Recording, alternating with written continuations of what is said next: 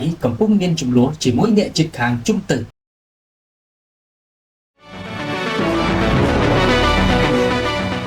ភាពតានតឹងរវាងកម្ពុជាថៃបានកើនឡើងសារជាថ្មីបន្ទាប់ពីទ័ពថៃបានឆ្មក់ចូលមកបាញ់សម្លាប់កងទ័ពខ្មែរនៅព្រំដែនដែលខ្មែរចូលជើងក្នុងតំបន់មុំបីស្រុកជើងសានខេត្តព្រះវិហារកាលពីថ្ងៃទី28ខែឧសភាជុំវិញហេតុការណ៍នោះសមាជិករដ្ឋសភានិងព្រឹទ្ធសភានៃព្រះរាជាណាចក្រកម្ពុជាបានចេញសេចក្តីថ្លែងការណ៍ស្គាល់ទោសកម្មភាពវាយប្រហាររបស់កងទ័ពថៃលើកងទ័ពកម្ពុជានិងប្រកាសគាំទ្ររដ្ឋាភិបាលកម្ពុជាយកបញ្ហាព្រំដែនដែលរកាំរកូសជាមួយថៃទៅដាក់នៅតុលាការយុត្តិធម៌អន្តរជាតិ ICJ ផងដែរស្ថានភាពចុងក្រោយបំផុតត្រូវបានគេឃើញថាបច្ចុប្បន្នថៃមិនមានចំនួនព្រំដែនជាមួយកម្ពុជាតែមួយប៉ុណ្ណោះទេពលគឺថៃកំពុងមានភាពតានតឹងជាមួយអ្នកជិតខាងរបស់ខ្លួននៅជុំទឹកចំនួនជាមួយមីយ៉ាន់ម៉ាប៉ែកខាងលិចប្រទេសថៃមានបញ្ហាព្រំដែនរ៉ាំរ៉ៃជាមួយមីយ៉ាន់ម៉ាជាពិសេសកាលពីខែវិច្ឆិកាឆ្នាំ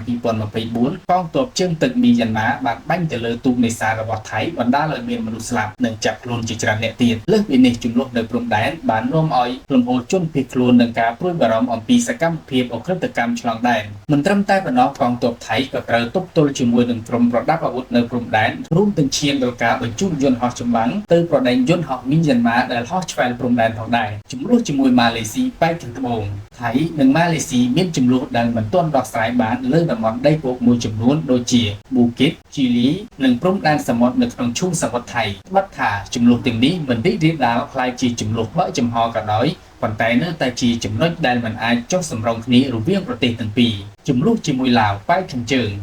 ថៃក៏មានចំនួនព្រំដែនដែលមិនទាន់ដោះស្រាយជាមួយឡាវដែរជាពិសេសទាក់ទងទៅនឹងកោះតូចៗនិងខ្សែបន្ទាត់ព្រំដែនតាមបណ្ដោយដងទន្លេមេគង្គយ៉ាងណាបញ្ហាទាំងនេះកំពុងដោះស្រាយតាមផ្នែកការទូតហើយមិនមានចំនួនធំដុំអំពើហិង្សាធ្ងន់ធ្ងរណាមួយឡើយ